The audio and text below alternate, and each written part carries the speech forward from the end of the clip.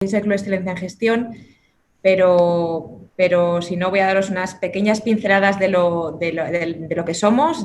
Somos más de 245 socios, somos una familia muy diversa, tenemos todos los sectores representados dentro de los socios de nuestro club, y nuestro propósito, como prácticamente todos conocéis, es crear una sociedad con confianza en el futuro, impulsando organizaciones con una gestión excelente, innovadora y sostenible. Yo creo que gestión innovadora y sostenible lo vais a escuchar varias veces durante la sesión de hoy. Os voy a hablar un poquito de la agenda de hoy para entrar ya directamente en materia. Yo creo que Alberto Pardo va a ser quien haga de maestro de ceremonias y que nos presente tanto a lo que el foro está haciendo actualmente como a nuestros dos ponentes de hoy. Sabéis que Alberto es el coordinador del Foro de Excelencia en Sanidad y es subdirector general de Calidad Asistencial en la Consejería de Sanidad de la Comunidad de Madrid. Yo creo que prácticamente los conocéis todos. De hecho, además, creo que algunos os habéis inscrito a través de LinkedIn, que es una de las herramientas nuevas que estamos sacando desde el club. Nos estamos transformando también en el tema de las actividades, así que también estamos innovando e intentando buscar otras formas de llegar a socios y a futuros socios. Y luego escucharemos tanto a Alberto Pardo como a Ángel Blanco hablando de la digitalización en sanidad, entre el funcionamiento y la transformación, que da título a esta sesión de hoy.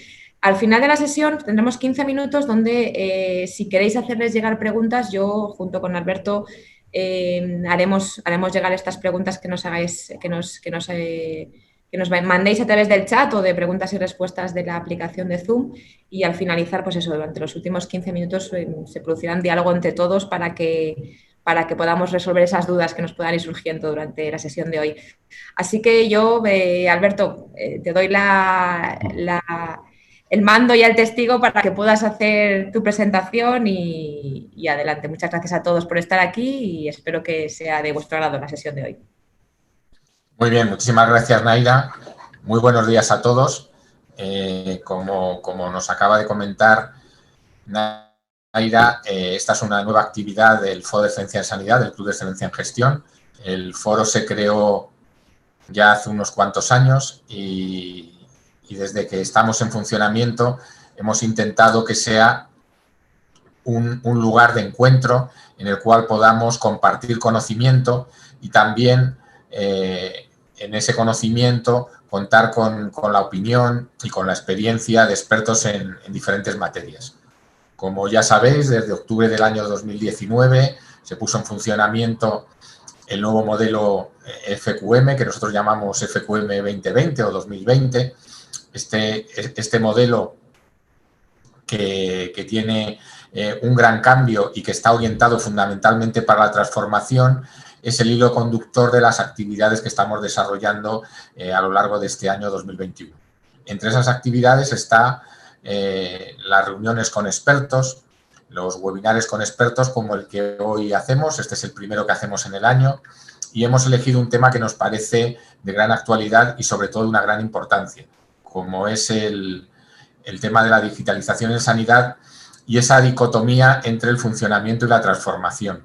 Cuando estamos en el día a día, evidentemente, es muy importante lo que hacemos, porque en sanidad todos los días tenemos pacientes y todos los días tenemos que desarrollar actuaciones, pero evidentemente también es muy importante el transformarnos, el mirar hacia el futuro, el ser capaces de anticiparnos a lo que va a pasar y de adecuarnos sobre todo a las expectativas que tienen nuestros usuarios y pacientes. En ese sentido, hemos planteado esta reunión de hoy, esta reunión con el experto. Esta es una reunión que a nosotros nos parece muy interesante porque la queremos abordar desde dos puntos de vista. Con la idea esta de cómo nos orientamos hacia el futuro, hemos invitado a Ángel Blanco. Ángel es un gran experto en el mundo de la digitalización en sanidad, en el mundo de las TICs. Yo ya le conozco también hace muchos años y él es en la actualidad el director de organización, procesos y TICs del grupo Quirón Salud, uno de nuestros socios preferentes, con el que además en la Comunidad de Madrid trabajamos a través de 4 hospitales, tanto uno concertado como 3 en concesión, y que son una organización líder en nuestro país en el ámbito que hoy tratamos. Ángel es una persona, como os digo, de gran conocimiento, Él ha trabajado tanto en el ámbito público como en el privado, ha estado en el Hospital de Salamanca, en Alcorcón, ha trabajado en Siemens y siempre, además, ha estado muy unido al mundo de la docencia y la comunicación, pues tanto universitaria como de posgrado.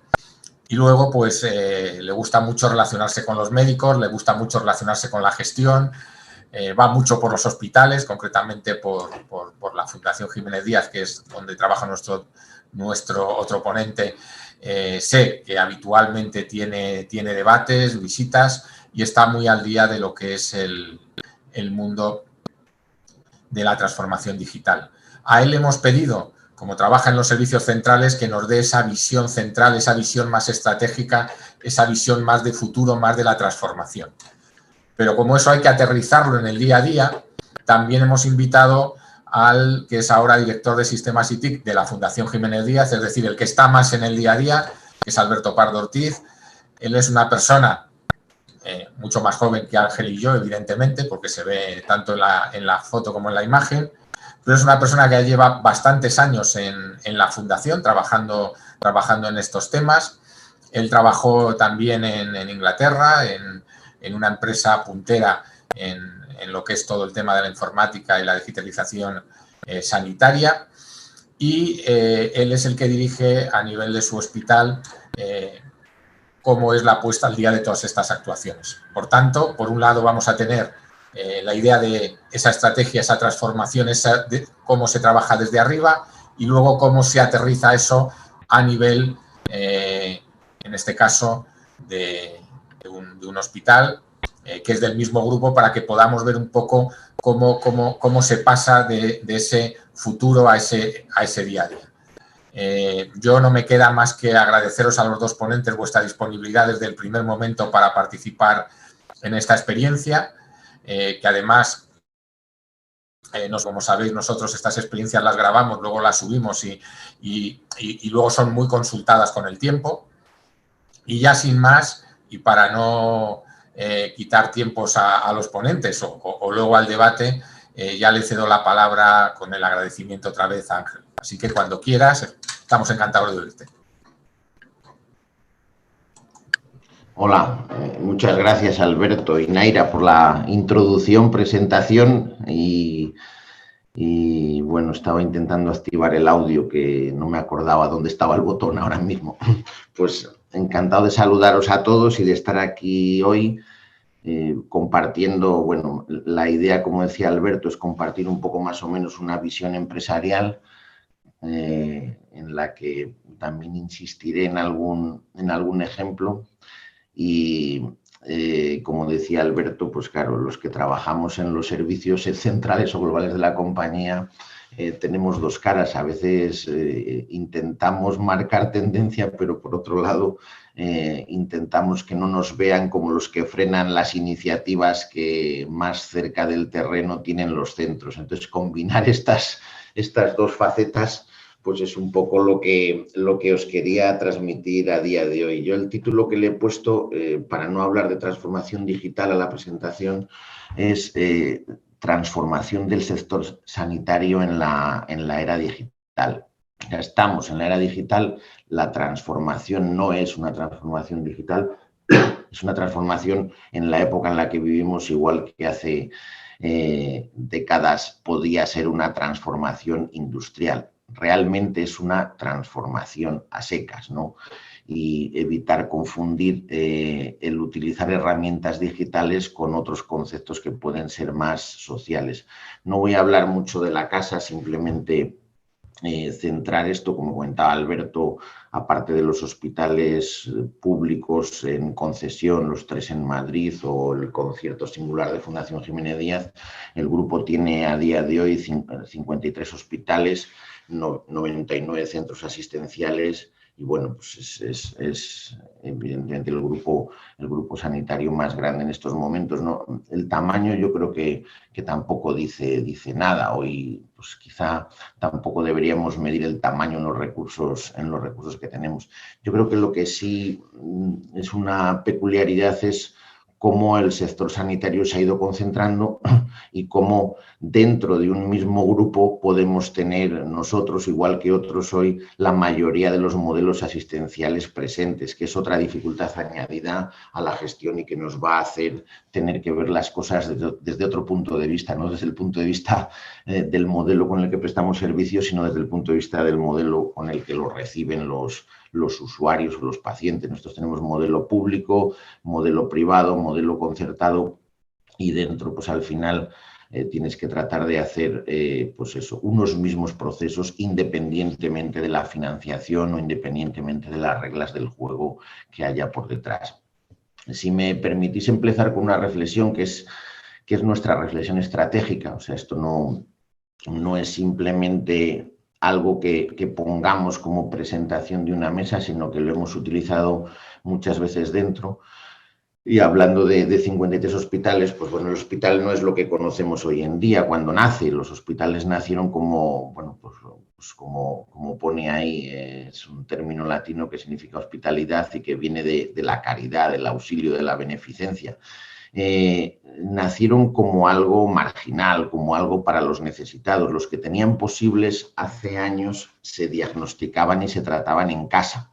Es importante esta reflexión porque en casi todos los sectores hemos ido pasando de hacer cosas en casa a hacerlas fuera de casa y ahora la transformación o el momento actual en el que vivimos nos vuelve a obligar a hacer cosas en casa. Es decir, que los ricos, los que tenían posibles antes, hacían las cosas, tenían medios para hacerlas en casa, aunque fueran los profesionales los que se desplazaban. Esto ha sucedido hasta el siglo XX, hasta bien entrado el siglo XX, donde los avances tecnológicos, y aquí no hablo de tecnologías de la información, sino de métodos diagnósticos y terapéuticos, sacan el diagnóstico y el tratamiento de casa y lo llevan a grandes moles. Esa es la Fundación Jiménez Díaz, donde Alberto dirige el departamento de sistemas. Lo llevan al hospital con independencia de la situación social del enfermo.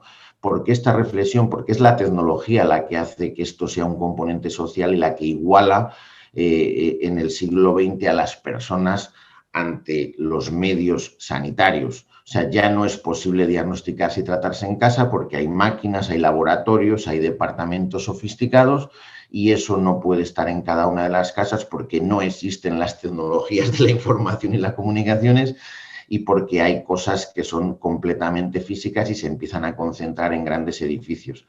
Pasan así los hospitales a ser algo, pues bueno, universal y a concentrar el saber. Se empieza a combinar la docencia con la asistencia en grandes sitios y habéis visto y hemos visto todas esas aulas hacia abajo donde se hacía una docencia por la misma gente que practicaba la asistencia, cosa que en otros sectores sucede menos. Esto dura hasta nuestros días, siendo nuestros días pues década arriba, década abajo, en el que han venido otras tecnologías que son las tecnologías de la información en este caso, más intangibles, que acercan el hospital a casa con un nuevo rol diferente de seguimiento continuo del paciente. Ahora la enfermedad no es el protagonista y la gente quiere diagnosticarse y quiere tratarse sin que le hagamos romper con su vida cotidiana. Si trabaja, quiere seguir trabajando, si hace deporte, quiere seguir haciendo deporte. La enfermedad no es lo más importante, es una situación, incluso aunque sea crónica, de caso, pero no de vida. Con lo cual nos obliga a transformar el hospital más en un concepto que un edificio. Esto es difícil de decir viendo los edificios que tenemos a veces, que también han tenido una cierta moda arquitectónica. Este es el Hospital de Villalba, que es una de las concesiones que comentaba Alberto Pardo. Pues claro, hablar de que el hospital es más un concepto que un edificio y poner una imagen de algo tan bonito y tan arquitectónicamente marcante de tendencia como esto, pues puede parecer contradictorio. Pero bueno, la reflexión es que el hospital tiene que encargarse de hacer cosas dentro de los muros y fuera de los muros. O sea, en casa, entendamos casa como un concepto en el que significa hacer cosas fuera de los muros de un edificio, ¿no?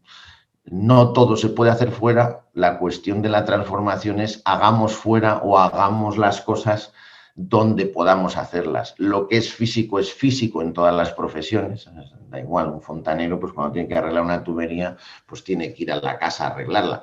Pero evidentemente la gestión de la incidencia, el consejo, el seguimiento, no necesariamente tiene que hacerlo desde la casa. Una cosa que no ha evolucionado tanto como quisiéramos en el sector sanitario, y es una de las reflexiones que hoy quería compartir, es el concepto de servicios. Nos han fascinado durante muchas décadas los edificios y las tecnologías. Ahí pongo una imagen de otro hospital arquitectónicamente impresionante, que es el de Móstoles, pues edificios cuadrados, cúbicos, etcétera, etcétera, y a la derecha un robot, que es un Da Vinci, que es un quirófano. Para los que no sean del sector, es lo que permite en un quirófano intervenir sin que el cirujano abra o haga la incisión en el paciente. Puede estar en una consola afuera o puede estar en otro sitio y trabaja desde una pantalla, y es el robot el que hace la incisión y demás. Es, bueno, pues algo muy utilizado, muy de moda en los últimos años, y quería utilizar esta foto para ilustrar eso, que las tecnologías, las grandes tecnologías nos han guiado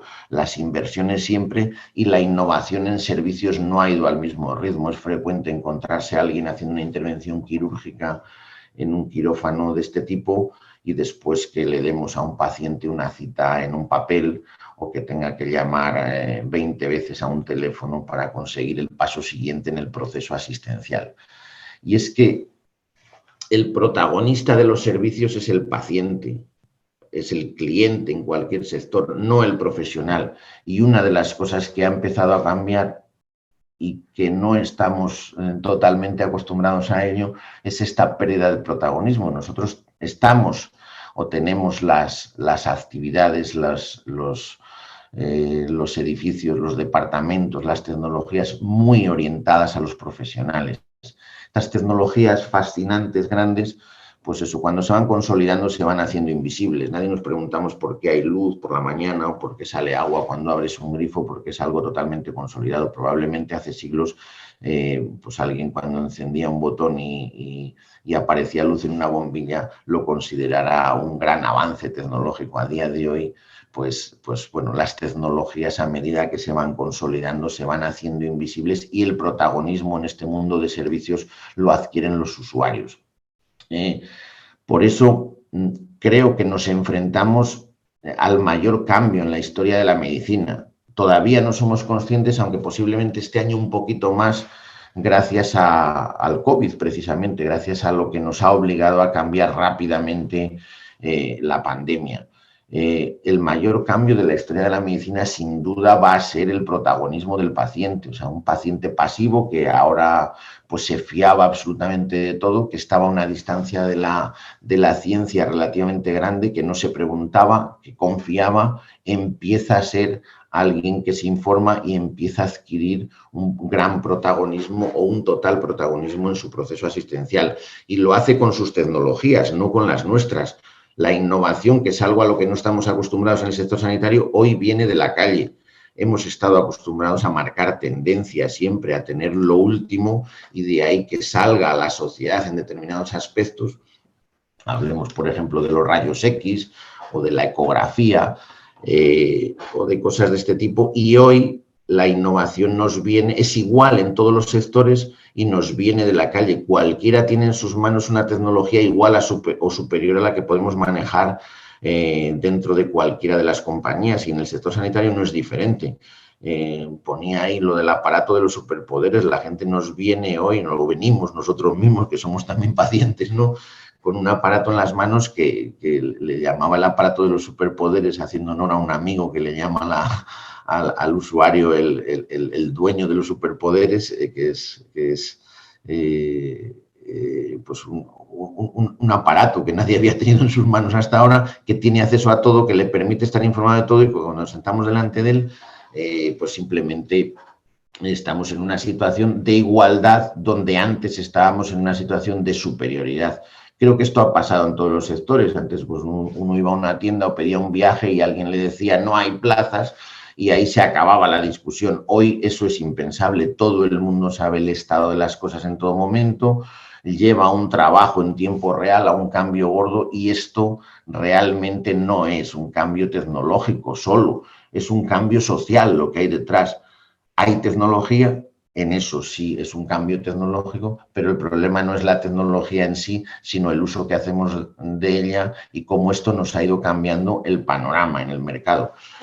Este paciente o este usuario activo, que no es solo el que lee, es el que escribe, es el que hace cosas, es el que nos condiciona. Ahí tenía un ejemplo que a mí me gusta poner muchas veces de uno de nuestros hospitales, donde una paciente manda unas fotos por WhatsApp por la noche a un traumatólogo en una artrodesis de mano y el traumatólogo le contesta a las 7 y pico de la mañana al WhatsApp.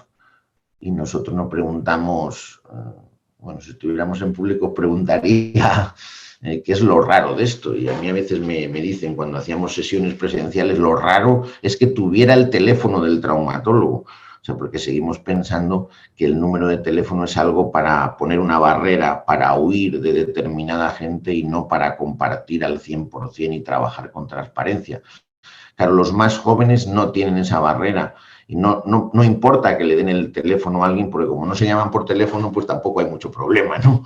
Pues en este caso, el traumatólogo le contesta antes de ir a trabajar. O sea, entra a trabajar a las 8 y a las 7 y pico contesta a una paciente qué hacer con una desviación de una aguja, de una artrodesis. Es decir, que la excelencia, hoy que estamos en el club de la excelencia, la hace antes de entrar a trabajar, la hace en su casa. Cuando llega a trabajar no tiene unos procedimientos por los que relacionarse, estos de hace años, por los que relacionarse con el paciente instantáneamente online y resolverle un problema. Si veis ahí otra característica de estas fotos que hay ahí, es que detrás hay unas pantallas, hay unas estaciones de trabajo, hay unos equipos que cuestan mucho dinero y simplemente el paciente le hace una foto a la pantalla, no necesita una integración sofisticadísima, no necesita unos medios de poner de acuerdo a unos hospitales con otros para compartir la información clínica entre los profesionales, sino que con este aparato que decíamos de los superpoderes, va, le hace una foto, lo plasma en una red social que ni siquiera tiene que preocuparse de su evolución y resuelve un workflow de un problema clínico. Claro, nosotros no podemos huir de esta situación y no podemos sobrevivir diciendo que el WhatsApp es inseguro y que la ley de protección de datos o el reglamento de seguridad. No, esto es lo que hay y como mínimo tenemos que superarlo. No podemos decir que se pueden poner barreras al uso de las cosas si no damos soluciones alternativas. En este contexto, ¿qué es lo que quieren nuestros pacientes o lo que dicen, perdón, que quieren nuestros pacientes?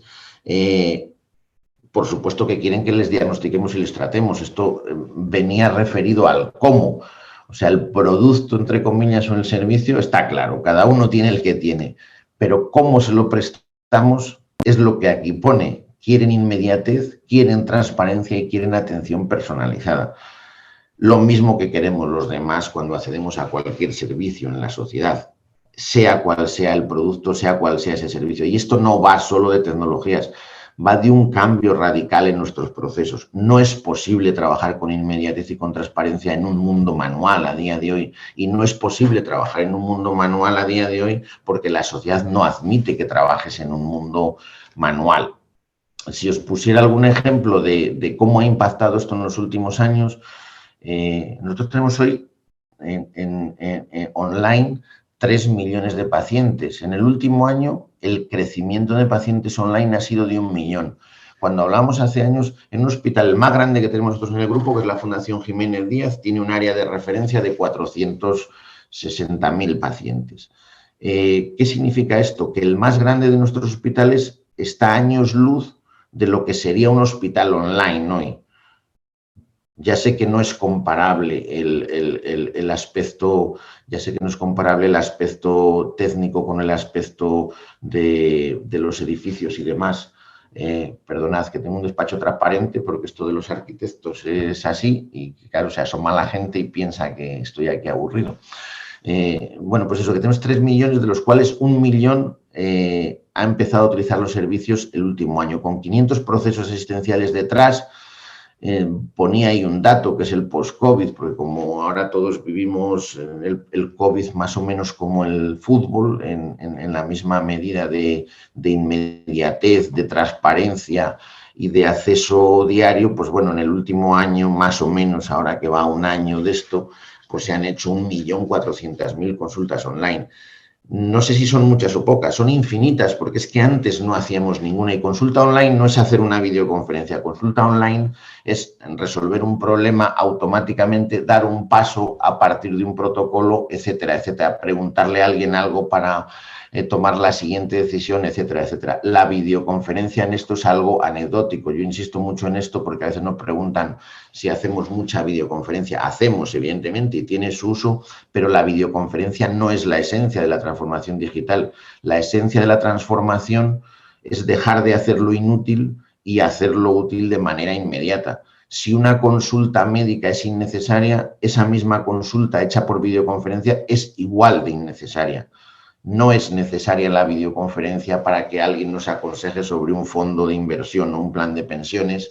No es necesaria la videoconferencia para que alguien nos aconseje sobre un síntoma que está metido en un formulario, en un portal o en una app como está puesto aquí. ¿Cuál es el concepto complejo?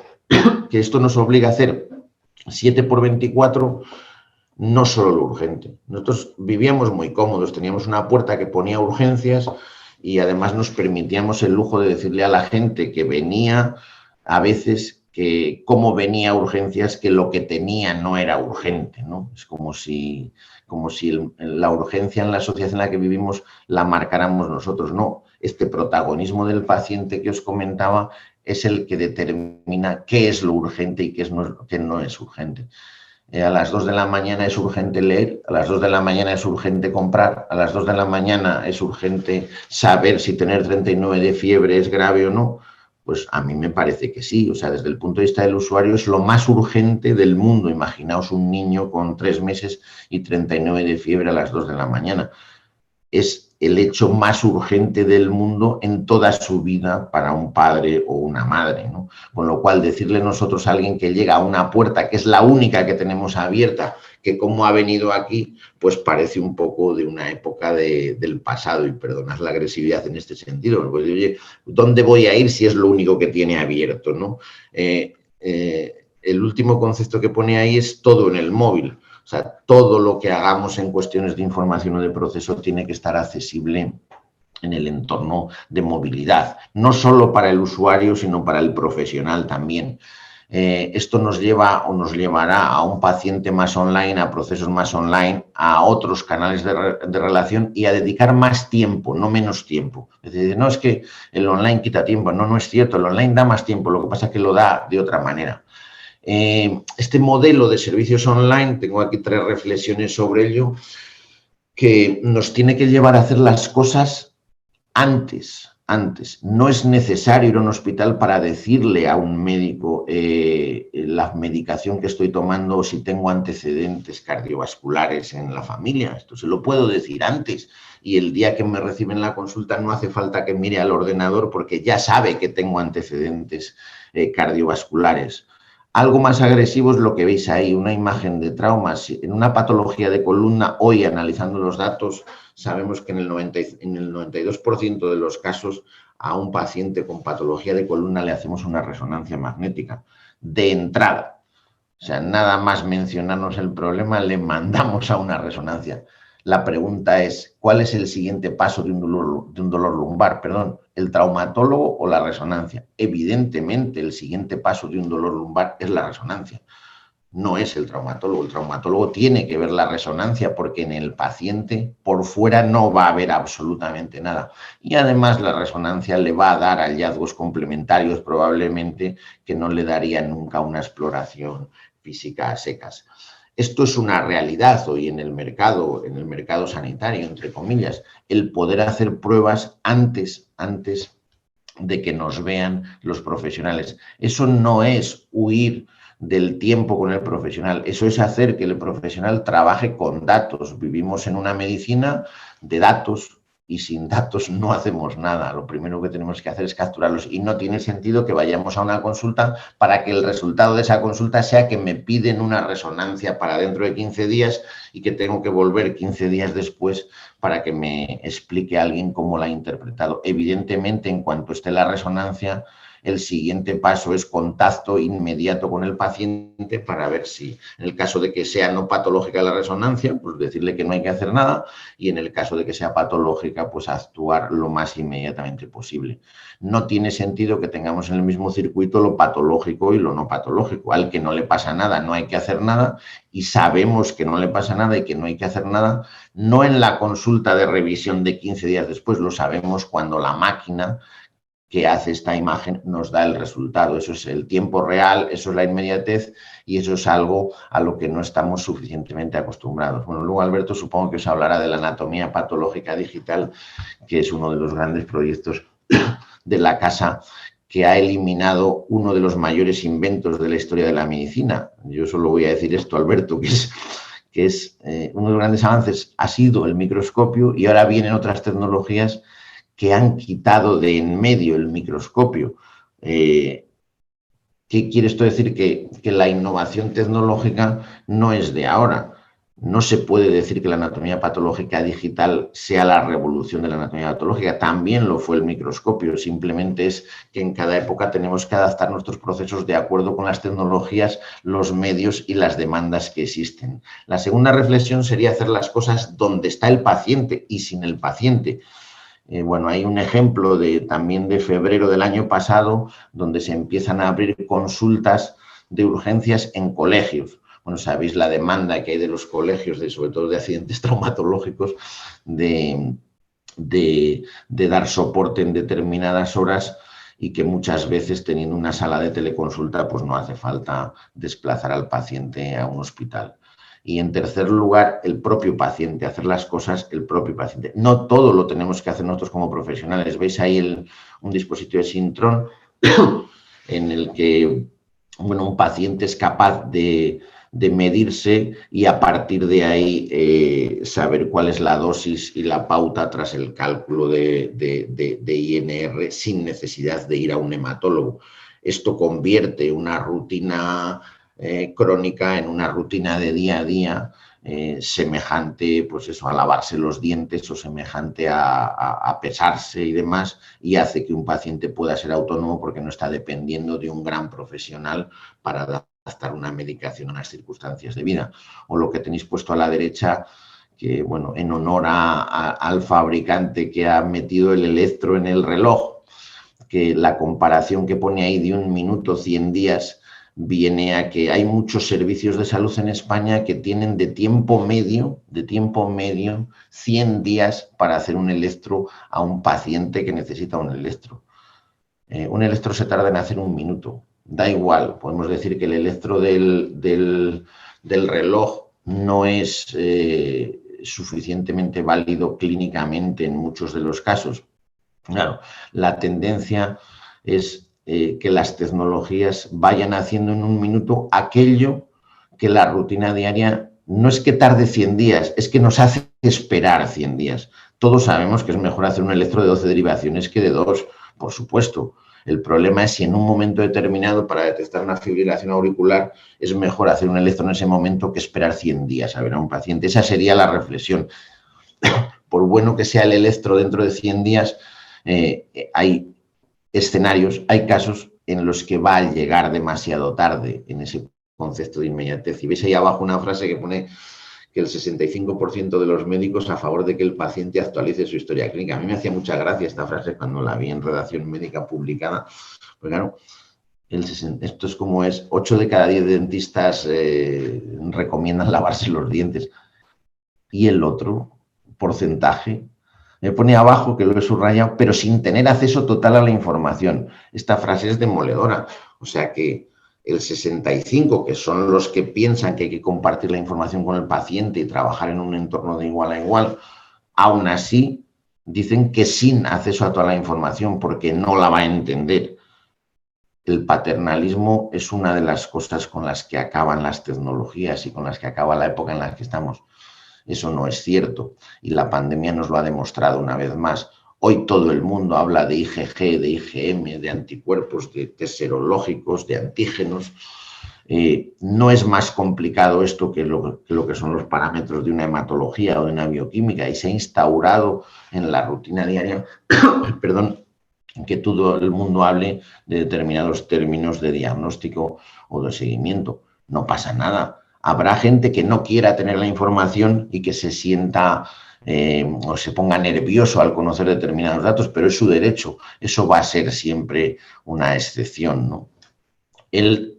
Otro de los conceptos importantes de la época de la transformación es el trabajo en red, y ponía ahí dentro y fuera, porque a veces pensamos que trabajar en red es trabajar fuera de nuestro entorno y dentro de las empresas o dentro de los centros no hemos logrado el trabajo en red a veces. Os pongo ahí 4 ejemplos, que es el teleictus de Ceuta y Melilla, que se está siguiendo hoy desde aquí, desde Madrid, se diagnostica y se trata a un paciente y se le generan las pruebas desde aquí. La ambulancia conectada, que el primer sitio que conectó las ambulancias fue la Fundación Jiménez Díaz, donde un paciente, pues cuando entra en una ambulancia se inicia el tratamiento con él y le ven allí en unas pantallas en la urgencia y le siguen como los aviones del aeropuerto, más o menos, porque al final el concepto es el mismo, y empieza el tratamiento en una ambulancia como si fuera un box. Si llega al hospital o cuando llegue al hospital entra directamente a un box sin pasar por urgencias ni nada, y el tratamiento se inicia en el mismo momento por tener una comunicación online y guiado por un cardiólogo en el mismo momento en el que pisa el paciente en la ambulancia. Claro, el pronóstico es infinitamente mejor que si tardamos media hora en llegar al hospital. O las 140 residencias conectadas en las que cuando alguien tiene algún problema con alguno de los residentes, en vez de meterle en una ambulancia y ponerlo en la puerta del hospital, pues tiene una valoración igual que si estuviera en una cama de urgencias, y a partir de ahí se decide si hace falta un tratamiento, si hace falta desplazarse, etcétera, etcétera. O lo que pone más abajo, que está a la orden del día, que es la teledermatología, el hacer una foto con una cámara a día de hoy en un centro de salud y hacer una consulta a un especialista sin que el paciente se desplace. Son aplicaciones inmediatas de la tecnología que nos están cambiando el panorama. Y es que no solo se tiene que mover el paciente, se tiene que mover el paciente, se tiene que mover la información, y ponía ahí los profesionales. ¿Por qué los profesionales? Porque hay muchas veces en las que uno puede tener más especialistas si atienden más hospitales que si están en uno solo, y es muy frecuente que hoy se desplace un equipo quirúrgico, que se desplace un especialista de un hospital a otro, cuando lo que requiere el paciente es un especialista diferente, y eso es más fácil que desplazar al propio paciente. La combinación de las 3 cosas es lo que define una sociedad digital, y lo que nos lleva, como pone esta foto muy bonita de hace muchos años, a trabajar, por supuesto, en red y en tiempo real. Esto es un grupo de gente auscultando a un paciente y compartiendo datos en tiempo real. Hoy probablemente la tecnología no sea esta, pero el origen de la medicina es trabajar en red y trabajar en tiempo real. Lo hemos perdido pues eso, con una sobresaturación de los servicios, y probablemente lo podemos recuperar utilizando las tecnologías que hoy tenemos a nuestra disposición para ello. Os voy a poner algún ejemplo más en el que hemos trabajado, simplemente por ilustrar el alcance del problema o el alcance de la solución a la que nos enfrentamos a día de hoy, y abogando siempre por el cambio en este sentido. Esta mejora de procesos, que es un poco el trasfondo de la presentación, ahí tenéis un ejemplo de oftalmología, en el que la retinopatía diabética, a partir de una imagen de un fondo de ojo, la diagnostica un algoritmo de Google con un 98,5% de éxito. Es mucho el 98,5%, porque un profesional no pasa de tasas de acierto del 94%. No es perfecto, no es el 100%, pero no importa, es mucho mejor que lo anterior, que es acertar en un 94% de los casos en un proceso completamente manual. Esto es instantáneo, se hace la foto en el fondo de ojo, perdonad que simplifique con lo de la foto, y a partir de ahí automáticamente tenemos el resultado diagnóstico. No hay esperas de días, meses, etcétera, etcétera. Otro ejemplo más actual en nuestros días, el que veis aquí hoy, la neumonía bilateral por COVID se diagnostica automáticamente en un 99,9% de los casos. El software determina que hay neumonía bilateral. Fijaos lo útil que ha sido esto en estos días. Otras patologías de pulmón en un 95,50%. ¿Esto va a sustituir al profesional? Pues evidentemente sí. Nosotros aquí muchas veces decimos, no, no lo va a sustituir, lo va a complementar, estas cosas que decimos para no hacer daño a nadie. Pero no es cierto. O sea, las tecnologías sustituyen actuaciones profesionales. ¿Qué pasa? Que sustituyen las de poco valor añadido, sustituyen la de la gente que no aporta valor, como nos gusta decir en las cadenas, ¿no?, de transformación. El que se dedique al intervencionismo, el que se dedique a la interpretación, a la ayuda al tratamiento, el que participe del proceso asistencial jamás será sustituido. El que será sustituido es el que hace un procedimiento rutinario.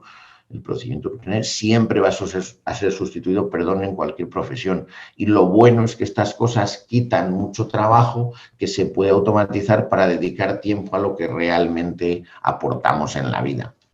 Si os pusiera esa foto y os preguntara si ese control de enfermería es moderno o antiguo, me diríais que es moderno porque tiene una pinta muy buena, pero no es cierto. Aparecen nuevos procesos, aparecen nuevos roles y ese control de enfermería es antiguo. ¿Por qué? Porque hoy un médico o una enfermera tienen que hacer las cosas a pie de cama, no atrincherarse en un control de 20 metros cuadrados donde van perdiendo el contacto con los pacientes. La tecnología nos permite pasar visita como hace este médico ahí, con un tablet explicándole y tocando con el paciente delante y haciéndole completamente partícipe de su proceso asistencial. El control nos tiene que llevar a hacer tareas en casa. Ahí está una monitorización de neonatos con una cámara web, que es exactamente igual que en otros sectores, para cuando un padre tiene la mala suerte de que su hijo cuando nace tiene que estar en una UCI de neonatos 24, 48 o una semana. Esto sí que es trabajar con transparencia.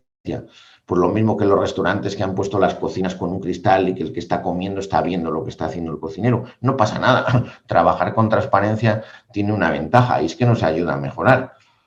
Al principio, cuando se pinchaba al bebé, se apagaba la cámara. Ahora no hace falta apagar la cámara porque la gente lo ve como una rutina normal. Todo es una cuestión de madurez. O el seguimiento de pacientes frágiles, que es otra de las cosas que nos ha cambiado con tecnologías de uso común. Cuando un paciente llega a un hospital y además de tratarle su patología, intentamos que salga con el mismo nivel de independencia que tenía en la movilidad que cuando entró. Hay un algoritmo que le ayuda a que ande 900 pasos con una pulserita de estas de 39,90, que cuando se va la deja en el hospital, por supuesto, porque sería inmanejable el dedicar 39,90 euros a cada persona que entra en un hospital sustituyendo las pulseras antiguas, pero que le crea la necesidad, que le crea el hábito de andar 900 pasos y que eso hace que un paciente, pues eso, frágil de 80 o 90 años, cuando entra a un hospital por un problema cardíaco, no salga encamado, no salga con pañal o no salga completamente dependiente. Aspectos como la hospitalización domiciliaria que nos llevan a hacer pruebas en casa, donde antes los grandes maquinones nos obligaban a ir al hospital. Es posible hacer una analítica a domicilio, es posible hacer un PCR, por supuesto, una ecografía a domicilio y tomar una decisión a pie de paciente, incluso aunque sea su casa. En todo, no, en lo que es posible. ¿Qué pasa? Que requiere una logística diferente, pero también era impensable que alguien nos llevara hace 10 años un paquete a casa de 0,90 euros y que eso no nos costará nada. Y hoy la logística ha cambiado tanto que eso es realmente posible. ¿Por qué? Pues porque el Amazon de turno o el Seur de turno pasa todos los días por todas las casas. Entonces, cada acto en sí no tiene ningún coste. Lo mismo que no tiene ningún coste una determinación analítica. Una analítica sí tiene un coste, hacer analíticas tiene un coste, pero entre hacer 1 millón y hacer 1,5 millones, el coste es prácticamente el mismo. Una reflexión casi final. No todo sirve para algo. Uno de los problemas que nos encontramos hoy es que la gente demasiado activa pues se monitoriza permanentemente y llega a la consulta pues contando las calorías que ha consumido el último mes, los pasos que ha dado, las escaleras que ha subido y el ritmo cardíaco que ha tenido. Y bueno, a veces en esto del manejo del Big Data es ¿y qué quiere que haga yo con todos estos datos? ¿No? O sea que tampoco tenemos que transformar la medicina en un proyecto infinito en cada uno de los casos, porque la mayoría de las cosas simplemente se interiorizan como rutina y no tiene mucho más allá de trascendencia que el autocuidado, ¿no? Y con todos estos datos, hablando de datos y hablando de servicios, sí que comentar una reflexión, que lo importante no es lo que sabemos, como decía Goethe, sino lo que hacemos con ello. Y nuestras grandes empresas están muchas veces muy orientadas, muy orientadas a saber. Eso no es lo importante. Lo importante es hacer. Sepamos una cosa y hagamos una cosa con ella. Y vayamos en este concepto que sí que es uno de los importantes de nuestro cambio, evolucionando de la medicina de actos a la medicina de procesos. Un tratamiento no es una suma de una consulta, una prueba, una interpretación, una consulta, otra prueba, no. Es un antes y es un después de la enfermedad y eso es un proceso continuo exactamente igual que en cualquier otra profesión. Pasamos de una medicina de actos a una medicina continua. Esto es completamente imparable. Tenemos que tener una visión siempre global del que está detrás de un proceso. Por supuesto, como decía Gregorio Marañón, que no hay enfermedades sino enfermos, personalizando la asistencia. Es la base de la reflexión de Gregorio Marañón. Y con los nuevos roles, a modo de resumen, que os ponía ahí, de un médico que hoy tiene necesariamente que ser más consultor del paciente, de una enfermería más gestora de casos en este trabajo por procesos globales y de un hospital más abierto y más orientado al cambio continuo. ¿Y cómo se hace esto? Pues como decía Antonio Machado, no hay una estrategia única. Caminante no hay camino, se hace camino al andar. Pongámonos con las pocas tecnologías que tengamos a mejorar alguno de nuestros procesos y no esperemos a que sean perfectas, porque el camino se hace al andar. Así que muchas gracias por vuestra asistencia y muchas gracias, Alberto, por tu palabra. Muchísimas gracias, Ángel. Una excelente ponencia.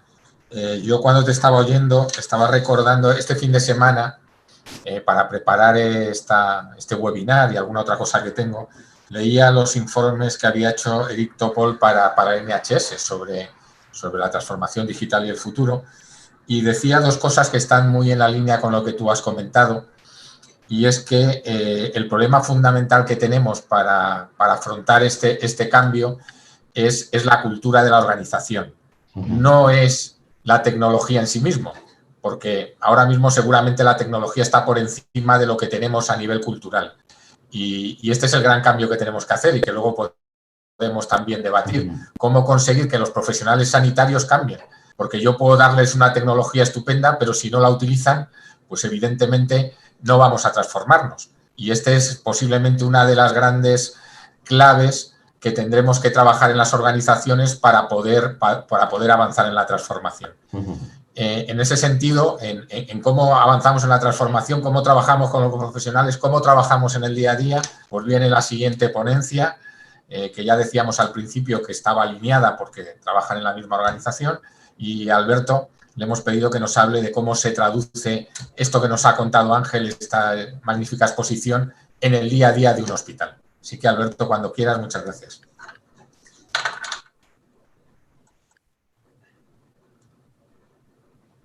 Tienes el micrófono apagado ahora. Perdona, sí, que no, me ha pasado lo mismo que Ángel, no encontraba el micro.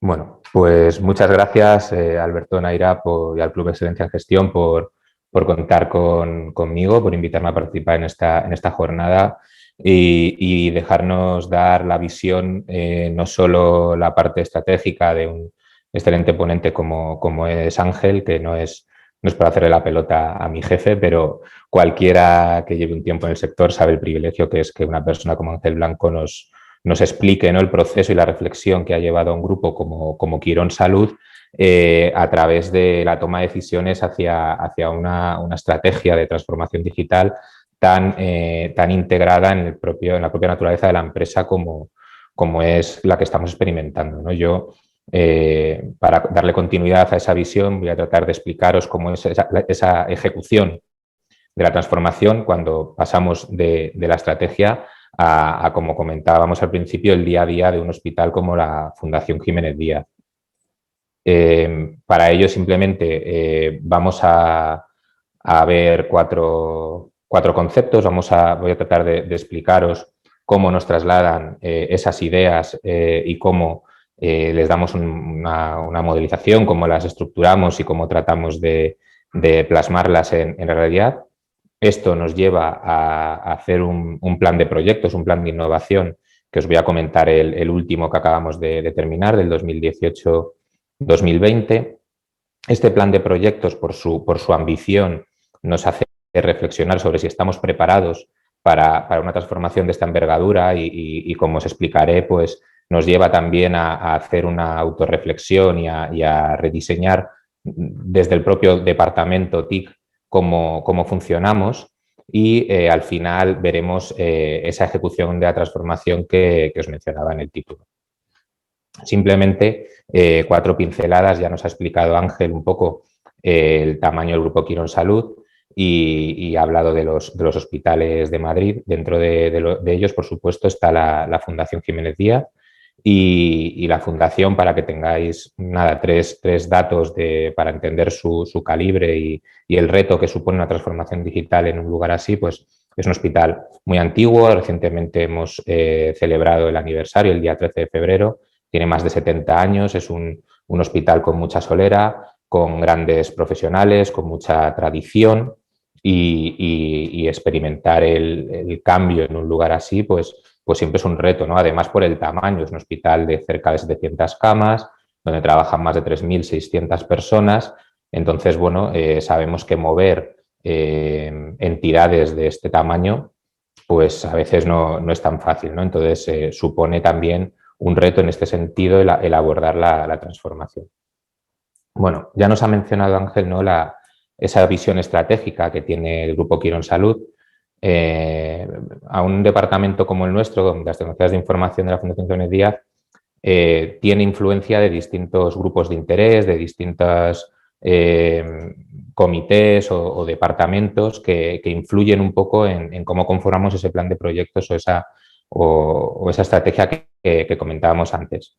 Aparte del propio Grupo Quirónsalud, que nos aporta ideas, iniciativas corporativas, también nos ayuda con sinergias que obviamente nos aprovechamos de ellas, os mencionaré luego alguna. Pues como comentábamos al principio, la Fundación Jiménez Díaz no es un ente aislado, pertenece a una unidad territorial que dentro del grupo denominamos los hospitales públicos de Madrid. Entiéndasenos, es aquellos hospitales en los que tenemos, como os ha mencionado antes, un modelo de gestión que colaboramos con el SERMAS y atendemos a paciente público. Tiene un director gerente común a los 4 hospitales y, por tanto, también hay muchas iniciativas y muchos proyectos que son comunes a los 4. Aún así, la Fundación Jiménez Díaz, como también se ha dicho antes, es el hospital más grande del grupo, es el más complejo, tiene todas las especialidades médicas y, por tanto, también tiene su propia idiosincrasia. Entonces, el comité de dirección de la Fundación Jiménez Díaz también se trata todos estos temas que son prioritarios para el propio hospital, más allá de lo que nos viene por estrategias corporativas. Y además, yo creo que merece la pena comentar que en este comité de dirección formamos parte de la Dirección de Sistemas de Información desde hace muchísimos años.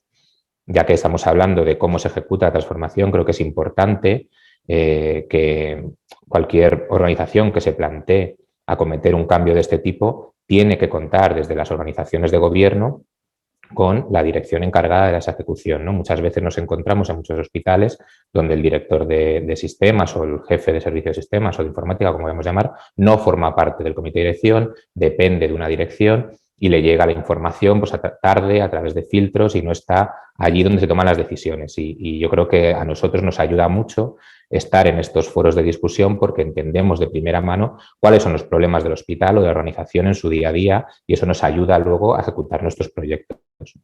Y luego, por último, lo más reciente que también quería mencionar porque es importante, Hace un par de años se conformó la Unidad de Innovación Clínica y Organizativa, lo que llamamos la UICO, así entre amigos.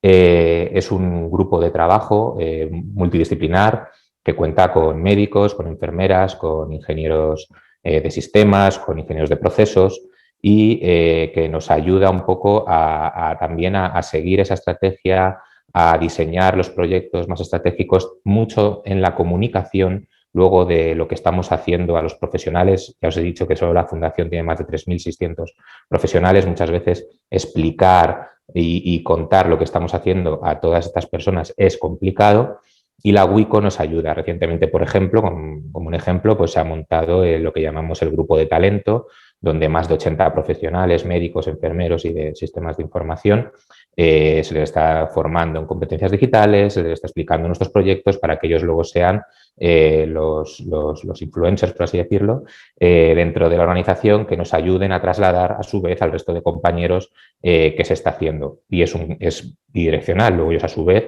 nos trasladarán pues qué inquietudes hay en el centro y demás.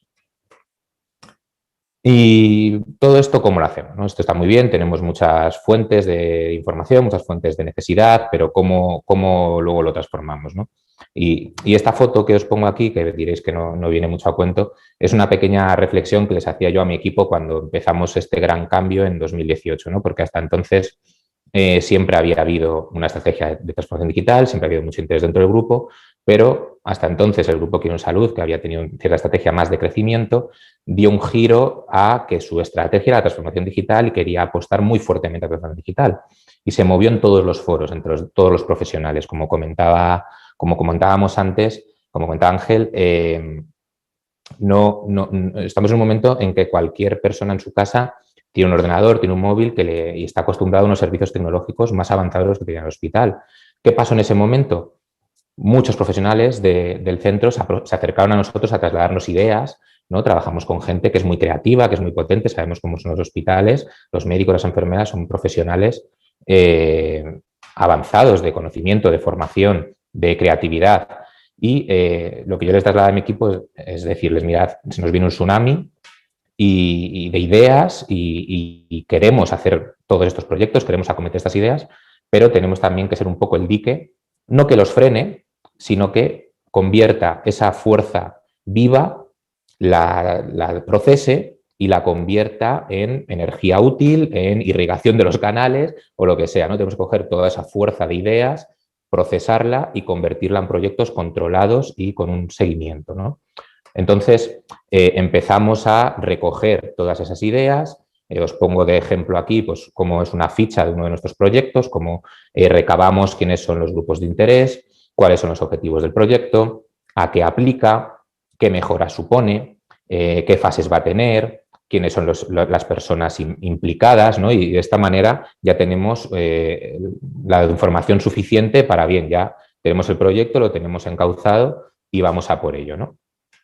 Con toda esa fuerza de proyectos, con todas esas iniciativas, esas distintas fuerzas y grupos de interés que nos daban información, creamos el plan de proyectos o el plan de innovación 2018-2020, que además, pues por la gran cantidad de proyectos, agrupamos en temas o programas orientados a distintas temáticas. Para que os una idea, bueno, aquí tenéis los 8 grupos que salieron, las 8 líneas estratégicas en las que hemos trabajado. De media teníamos unos 10 proyectos por línea, así que como veis, pues al final teníamos como 80 proyectos, ¿no? Era un plan ambicioso, ¿vale? Tranquilos, que no os voy a hablar de los 80, no, sí que Ángel ya ha mencionado algunos, yo mencionaré a algún otro más adelante, pero vamos a seguir hablando por ahora de cómo hemos atravesado este proceso, ¿no? Ahora ya tenemos nuestro plan, tenemos nuestros proyectos y las siguientes reflexiones, ¿estamos nosotros como departamento TIC preparados para acometer este cambio, para abordar este plan de innovación?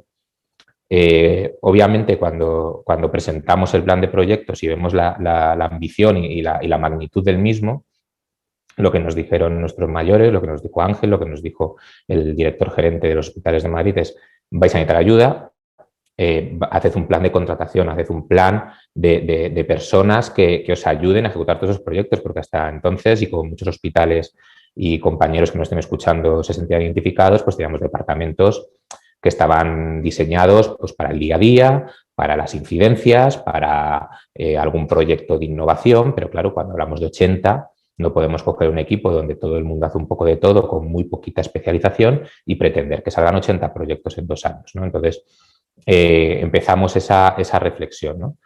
¿Necesitamos jefes de proyecto? Bueno, pues la idea es que sí, obviamente, necesitamos jefes de proyecto, porque tenemos 80 proyectos, necesitamos jefes de proyecto, pero no somos una consultora, nosotros no necesitamos una persona que coja un proyecto de quirófanos, lo ejecute en 6 meses, al mes siguiente se ponga con recursos humanos, a la otra se ponga con banco de sangre, porque eso requiere gente que sepa de todo o un periodo de aprendizaje de adaptación lento para lo que era la ambición del proyecto.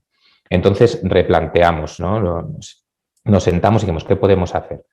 Bueno, pues aprovechando metodologías ágiles y aprendiendo un poco, obviamente nosotros no cogimos Scrum y dijimos, vamos a aplicar Scrum, igual que no cogimos el PMBOK o cualquier metodología pura y dura, ¿no? Yo creo, y esta es una filosofía propia, que lo que tenemos que hacer es aprender de todas las metodologías, de todas las enseñanzas y extraer lo que es aplicable a nuestro día a día, porque al final el Departamento de Sistemas de Información de un hospital es una entidad muy distinta a la que pueda ser el Departamento de Sistemas de otra empresa u otro departamento dentro del hospital, ¿no? Y tenemos que extrapolar esos conocimientos, ¿no? Scrum o las metodologías ágiles, como muchos ya sabréis, hablan de productos que van mejorando de forma continua. Bueno, pues nuestros productos son, como bien decía Ángel, los procesos. Nosotros pensamos siempre en procesos, porque a mí no me interesa poner un proyecto que me permita trazar las bolsas de sangre en banco de sangre, pero luego no sea capaz de analizar, de darse cuenta de que el banco de sangre tiene otros problemas en su día a día o tiene otras necesidades de innovación o de transformación, ¿no? Prefiero una persona que vaya todos los días al banco de sangre, que sí, que a lo mejor hacemos el proyecto para ponerte pistolas de códigos de barras en vez de introducir la información a mano y lees el volante con una pistola de código de barras, pero lo que tengo que hacer acto seguido es decir, oye, este volante hace falta, ¿no? Vamos a quitar el volante en papel, vamos a integrar la información. Entonces, lo que buscábamos era eso, un método de mejora continua en todas las áreas del hospital. Teníamos 80 proyectos, teníamos transformación a raudales para todos los ámbitos del hospital y lo que queríamos era gente que en poco tiempo se aprendiera los procesos de un área determinada y estuviera iterando constantemente mejoras sobre ese área. De tal manera, diseñamos, esbozamos un plan con expertos por cada área, como veis ahí, pues urgencias, hospitalización, quirófanos, etcétera, en una estructura de matriz que luego trasladaran requisitos a los equipos técnicos. Casiopea, que es nuestra historia clínica electrónica, obviamente tiene su propio equipo, el equipo de integraciones y otras aplicaciones departamentales de otras áreas del hospital, el Business Intelligence, obviamente, y todo esto, obviamente, con una estructura de sistemas de infraestructuras, de redes, de servidores, etcétera, etcétera. Entonces, una vez diseñamos esto sobre el papel, hicimos este prototipo, este esbozo, lo presentamos a la dirección, nos dio su visto bueno, le pareció buena idea y procedimos a empezar este proceso que también fue arduo, que tuvimos que pasar un tiempo de selección, buscar gente con algo de seniority, tampoco queríamos gente muy junior porque necesitábamos que en poco tiempo aprendieran los procesos de cada área. Si tenían experiencia previa, mucho mejor, ¿no? Y también pues, reciclamos personal propio, bueno, hicimos un poco un mix hasta que conseguimos al menos una persona por cada una de las áreas que nos habíamos propuesto, como veis aquí en esta slide, ¿no? Entonces, definimos un área muy compleja en sí misma, como es toda la parte económico-financiera, junto con el área de privados del hospital, porque sabéis que la fundación tiene una parte pública y una parte privada, y también no somos ajenos a trabajar con mutuas, con cliente privado, etcétera, etcétera. Luego, en recursos humanos estaba también atravesando un cambio muy ambicioso de implantar SAP, de implantar control de turnos, etcétera, etcétera, que también tenía entidad en sí misma. Y luego todas las áreas clínicas, quirófanos, consultas, urgencias, etcétera.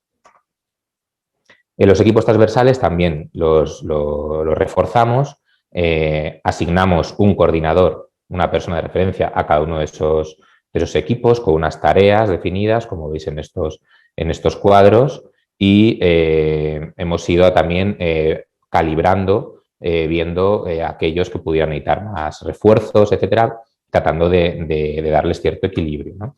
Además, hicimos una sección de equipos especiales, por así decirlo, equipos transversales. Obviamente, para orquestar toda esta matriz de tareas de cada área, cada equipo, pues montamos una pequeña oficina de proyectos, que aquí solo estaba Sonia, pero recientemente se ha incorporado nuestra compañera Carla, que es ingeniera de procesos, que también nos está ayudando a modelar y diseñar todos los procesos que se están transformando. Tenemos un equipo de consultoría clínica compuesta, que es un privilegio grandísimo para nosotros y que yo creo que cualquier entidad, sobre todo sanitaria, que se transforme el cambio debería tener. Tenemos un médico de muchísima trayectoria y muchísimo prestigio, como es el doctor José Azofra, que trabaja única y exclusivamente en la transformación tecnológica, la transformación digital de procesos asistenciales, y dos enfermeras, ¿no?, como son Elvira e Isabel, que nos dan una visión real de cómo funciona el hospital para no desviarnos, para no ser siempre la típica visión del informático que no conoce el día a día, que está en su cueva. Bueno, no era ya el caso con todas las personas que hemos puesto en cada área, ¿no?, porque hablan mucho con los responsables de su área, pero además tenemos estas personas que nos dan ya la consultoría final, nos ayudan a comunicar luego también lo que hemos hecho a los distintos actores, a los médicos, a las enfermeras, y formaciones, etcétera, etcétera, ¿no? Nos dan ese componente clínico que nos hacía falta para dar los proyectos completos, ¿no?, sin fisuras. Por supuesto, hemos mencionado antes ligeramente seguridad y protección de datos. No podemos acometer esa transformación digital sin personas y sin una orientación a la seguridad. Aparte de la persona que hemos incorporado en públicos, tenemos un equipo en todo el Grupo Quirón de ciberseguridad y otro de protección de datos específicos que nos dan un apoyo gigantesco. Obviamente esto no podemos hacerlo con una sola persona, pero ya tenemos un referente que está en cada proyecto, que se le consulta, que se revisa, que cuida de las políticas, etcétera, etcétera. Y además, hace unos años también creamos un equipo que llamamos de Big Data, pero en realidad es un equipo de proyectos de inteligencia artificial y de Big Data también, obviamente, que están haciendo auténticos cambios y transformaciones punteras, del que luego os mencionaré alguna pincelada, pero que están incorporando lo último que está saliendo en este aspecto al día a día del hospital, ¿no? Luego, por supuesto, a ver, somos un departamento de informática, no podemos dejar de dar el soporte del día a día del hospital, pero en esto también nos valemos de las sinergias de pertenecer al Grupo Quirón Salud, que montó un centro de atención centralizado para todo el grupo, nos quitó mucha carga del día a día del soporte de incidencias. Hace 5 años el departamento era un caos de teléfonos sonando y la misma persona que intentaba sacar un proyecto adelante tenía que estar resolviendo incidencias, ¿no? A día de hoy eso ya no pasa, nos dan unas métricas, unos KPIs, unos reportes mensuales, como el ejemplo que os he plasmado aquí, pero que es un informe mucho más completo y detallado, donde podemos ver el nivel de servicio, la calidad de la atención, la satisfacción de nuestros usuarios, la cantidad de incidencias y, por supuesto, tiempos de resolución, cantidad de incidencias, etcétera, que nos permite ver si estamos dando un buen servicio y qué modificaciones tenemos que hacer. Pero es una gestión que ya tenemos muy delegada.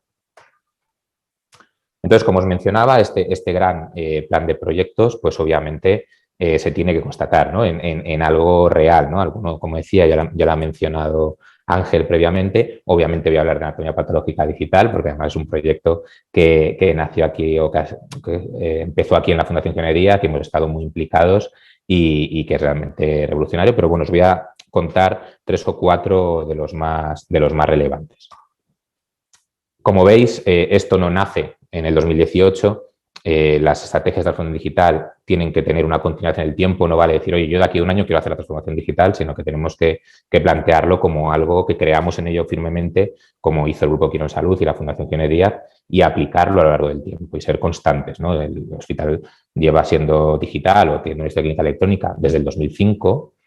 Lo que pasa es que a partir del 2010 cambió una filosofía hacia toda historia clínica más moderna, que nos permitiera cada vez hacer nuevos desarrollos personalizados, incorporando nuevas tecnologías que nos diera más agilidad y más funcionalidad, como fue Casiopea. Como veis ahí, por ejemplo, pues la consulta que mencionaba Ángel, pues empezamos a hacerla hace años, pero a día de hoy seguimos añadiéndole tecnologías como la telederma, que se incorporó hace poco, que los médicos, a través de lo que ya teníamos, ahora además nos mandan imágenes, ¿no? Pero es un proceso, como os decía, es un proceso de mejora continua. El portal del paciente lo presentamos, yo creo que en 2014-2015. En aquel entonces era una plataforma de gestión de citas y de visualización de informes.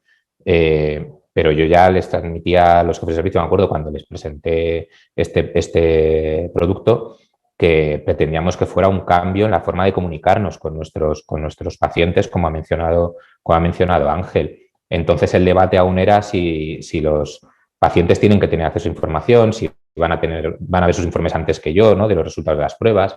Obviamente hoy, a pesar de que, como mencionaba Ángel, hay aún grupos o médicos que creen que esta no es la filosofía correcta, aquí en la Fundación Jiménez Díaz ya llevamos muchos años trabajando en esa línea y esa discusión está superada. Aquí ya no se discute si el paciente tiene derecho o no a ver la información. Todos estamos de acuerdo en que es su información y obviamente que tiene derecho a verla. Y lo que estamos haciendo es cada vez incorporar nuevos servicios a través del portal, ¿no?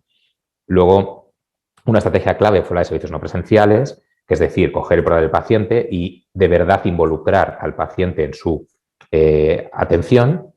Y como veremos ahora, pues él ya es un agente activo que va participando en su día a día en los procesos, y luego otros proyectos que se dispararon ya en los últimos años, como veis ahí, perdonad, con la anatomía de patología digital, obviamente la tecnología de videoconsulta, el Smart Room, el proyecto Hope de Hospital de Día, Casualty Mobility, etcétera, etcétera, hasta la erupción del COVID, como nos mencionaba Ángel antes.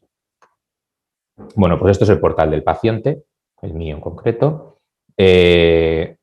Como os decía, es una plataforma donde los pacientes pueden consultar, obviamente, toda su historia clínica, donde pueden gestionar sus citas, pero ya desde su concepción ya sabíamos que iba a ser mucho más, ¿no? Era una puerta que se abría a que el paciente, que hasta entonces había sido una persona que se le decía tomes esta pastilla o venga dentro de 3 meses y no hacía nada, no podía tomar decisiones, estaba un poco a merced de lo que le dijéramos, pues no, ahora iba a ser un agente activo, iba a participar de los procesos, iba a poder interactuar con los profesionales, ¿no?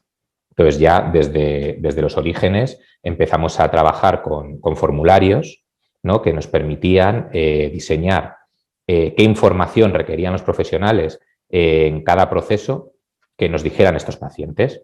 Solo para que os hagáis una idea. Mencionaba Ángel toda la cantidad de consultas o de actividad no presencial, mejor dicho, que hemos hecho durante la pandemia. Pues ha sido gracias a que teníamos esta tecnología.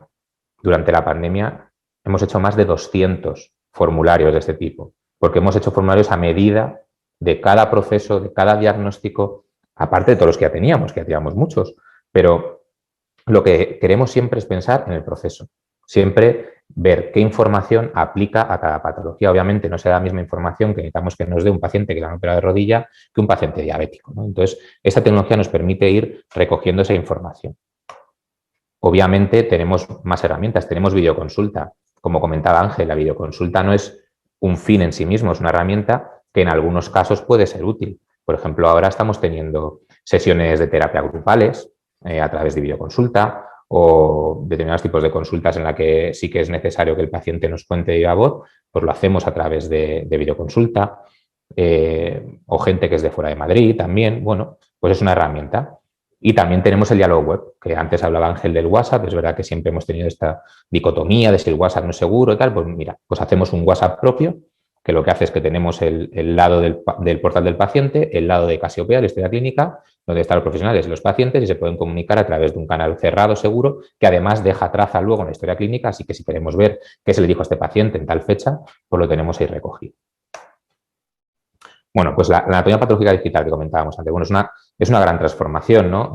Hasta ahora el patólogo, como decía Ángel, estaba anclado al microscopio, ahora tenemos imagen digital. Es un poco parecida a la transformación que se hizo hace años con los PACS, ¿no?, con la imagen radiológica digital. Ahora tenemos la imagen de la anatomía patológica.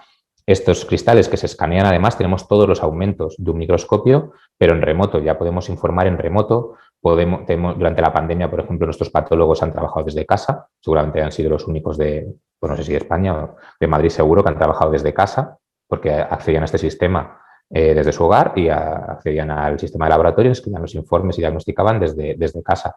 Pero así también un hospital como Villalba, que tiene un par de patólogos, pues se puede beneficiar de la fundación, que tiene 36. Y de esa manera podemos especializar a los patólogos. Ya no hace falta que un hospital pequeño tenga un patólogo que haga un poco de todo, sino que ahora tenemos un pool de patólogos, cada uno experto en un tejido distinto, que lo hace muy bien, que sabe mucho. Esto que mejora la calidad, la precisión del diagnóstico, mejora la velocidad y el tiempo, como decía Ángel, de los resultados. Hemos pasado de 15 días para dar un diagnóstico a 4. Y nuestro propósito es seguir avanzando hasta que lo tengamos en el día. Os hablo de la rutina, los urgentes sí que podemos llegar a hacerlos en el día en el 90% de los casos. Y esto no es un piloto, esto no es una experiencia. Esto estamos haciendo 600.000 casos digitales al año. Yo, por lo menos en sanidad, yo no tenía experiencia con estos volúmenes, pero ahora creamos 1 petabyte de información al año. Nosotros antes como mucho habíamos llegado a los teras. Bueno, pues ahora estamos trabajando en el orden de petabytes. Esto, por supuesto, implica también una reingeniería de las redes, una reingeniería del almacenamiento. Pues es importante también tener expertos en infraestructuras y comunicaciones, porque esto todo lleva un proceso también físico, ¿no? Es como tener un Ferrari y querer sacarlo por un camino de cabras, ¿no? Esto requiere que hagamos una autopista en condiciones, ¿no? Entonces, son procesos que afectan a distintas áreas. El Smart Room es otro proyecto muy novedoso que estamos terminando de implantar. Ahora, en 2020 hemos terminado con 200 habitaciones, 200 camas más bien, del hospital con el Smart Room. Los 2 hospitales lo tienen al 100% y nosotros terminaremos el proyecto durante 2021.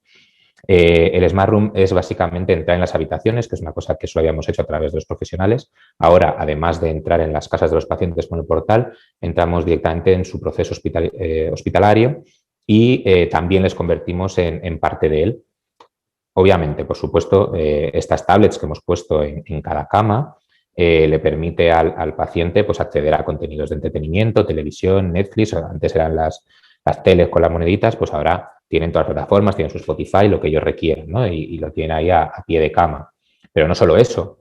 Hemos creado una versión del portal del paciente solo para el proceso hospitalizado que nos permite darle información al paciente de qué van a hacer ese día. Antes nunca sabía un paciente hospitalizado qué pruebas le tocaban, a qué hora. Pues ahora tiene una agenda donde se le explica qué va a ocurrir ese día con él, también a sus familiares.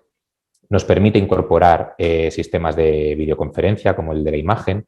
Esto no sabéis lo bien que nos ha venido durante la pandemia para pacientes aislados, no solo porque se han podido comunicar con sus familiares ellos, sino que hemos empezado a hacer el pase de visita con los familiares a través de la videoconsulta, de tal manera que aquel familiar que no podía estar físicamente con la persona ingresada, obviamente por el aislamiento, ahora con videoconsulta el médico le va explicando en tiempo real la situación del paciente, ¿no? Es un cambio bestial. Y bueno, iremos añadiendo funcionalidades como, por ejemplo, elegir el menú, ¿no? de la comida que antes se hacía con un papelito, pues ahora ya lo tienen incorporado. Y se irán añadiendo, ¿no? cada vez más funcionalidades. Otro cambio que hemos hecho dentro de este plan de proyectos es el hospital de día. El hospital de día oncológico tenía muchos tiempos muertos, estuvimos analizándolo y, como veis en los datos, un paciente pasaba de media 8 horas para un tratamiento de quimioterapia. Como entenderéis, son pacientes que no están para muchos trotes, es gente que está delicada, que está además de su enfermedad recibiendo un tratamiento muy agresivo. Y tenerles 8 horas en el hospital, pues si no es necesario, ¿para qué lo estamos haciendo? ¿no? Tenían que esperar, venir a primera hora, daba igual la hora que tenían el tratamiento. Se les hacía esperar para hacerles la analítica, se les hacía esperar para tener el resultado de analítica, se les hacía esperar para ver al oncólogo, se les hacía esperar para luego, si el oncólogo decidía que le daba el tratamiento, tener el tratamiento listo de farmacia y esperar para que les tocase el hospital de día administrárselo. ¿no? Entonces, revisamos todo esto y lo que hacemos ahora es que el paciente pasa directamente a su sillón de hospital de día. Y a través de un checklist que han diseñado los oncólogos, donde hemos constatado toda la información que era necesario para ese tratamiento, una enfermera revisa con el paciente cómo es su estado. Y con analizadores de sangre, en vez de esos mamotetos, como mencionaba antes Ángel, que requerían mandar la muestra al laboratorio, ahora con analizadores que se llaman point of care, que se hacen a pie de cama, tenemos el resultado en unos minutos. Y con los resultados de la analítica, más lo que nos cuenta ese paciente en el checklist, ya este algoritmo diseñado por los oncólogos nos permite saber si le podemos aplicar el tratamiento al paciente. Si aún así quedas alguna duda, se avisa al oncólogo, pero es el oncólogo el que viene y ve al paciente a pie de cama. Esto nos ha permitido eliminar de un plumazo un montón de tiempos muertos y, como veis abajo, la comparativa de los tiempos medios en tratamiento es muy similar, pero el tiempo total ha pasado de 8 horas a 3 horas, es decir, hemos reducido en 4 o 5 horas los tiempos muertos del paciente, ¿no? Es una barbaridad, es un 80% que que está siendo súper agradecido por los pacientes, nos está permitiendo además hacer cada vez más cosas en el hospital de día. Como os comentaba antes, siempre mejora continua, iteración de procesos. Yo también he usado la foto del doctor Villar que tenía Ángel antes porque es preciosa, ¿no? Es un claro ejemplo de lo que nos permite coger la historia clínica y trasladarla a soluciones de movilidad.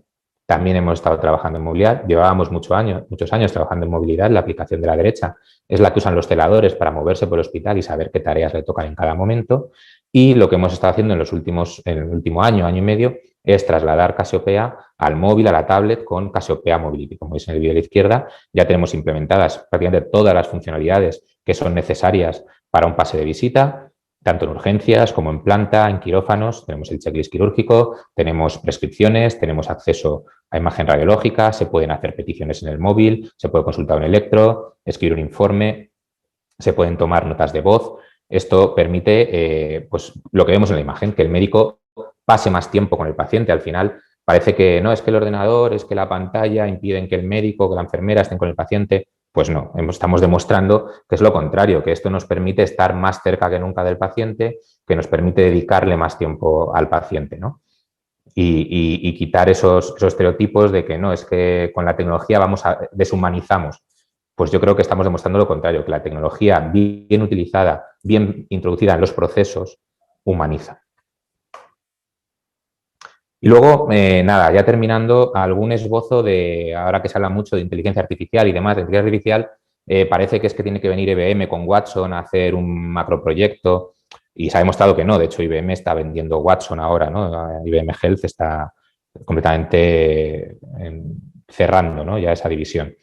La inteligencia artificial tiene que ser algo más sencillo, como me estáis oyendo decir todo el rato, más involucrado, intrincado en los procesos. Estos son automatismos que hemos puesto con un motor de reglas, ¿no? Llamamos las vías clínicas, son automatismos basados en la información que cogemos de los pacientes, vemos los procesos como tienen tareas reiterativas e innecesarias y de poco valor y los automatizamos. Por ejemplo, en triaje el año pasado hemos metido 20 automatismos en función del motivo de atención y de información que nos da el paciente. Con estas vías clínicas, desde el triaje y por protocolos diseñados por los profesionales, aquí no nos estamos inventando nada, los médicos nos dicen, mira, un paciente que tiene estas características, le voy a pedir siempre una radiografía. Pues ya te lo automatizo, no hace falta que esperemos a que el paciente vaya a la sala de espera, luego le vea al médico, el médico le pida la radiografía y dentro de una hora veamos los resultados. No, va en el triaje, automáticamente se le pide la radiografía y cuando le ve el médico ya tiene los resultados y toma la decisión en el momento de qué hacer con el paciente, ¿no? Lo que decía Ángel, tenemos que ser inmediatos, tenemos que acortar plazos. Bueno, pues todo eso no son ínfulas, sino que es real y estamos trabajando en ello en nuestro día a día. Me alegra que Ángel haya comentado el proyecto del COVID, porque parecería que cuando escuchamos a un experto como Ángel, que sabe mucho de esto y que lo cuenta de esa forma, está hablando de una startup de San Francisco o de un grupo de investigación de Oxford y que lo ha aplicado a 4 casos, pero que eso llegue al día a día de un hospital es imposible, ¿no?